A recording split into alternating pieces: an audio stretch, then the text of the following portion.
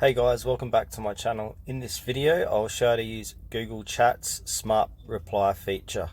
Please make sure to watch this video to the very end so don't miss out on important information and make any mistakes. In saying that, let's dive in. Alright guys, open up your Google Chat on your phone and make sure you're signed in. And then from here, you want to click on the hamburger looking icon and then click into settings.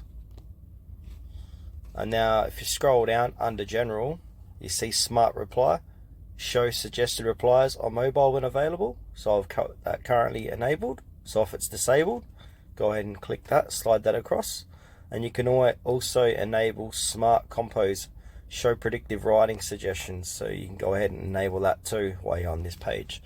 Alright, that's it guys, how to enable Google Chat's smart reply feature.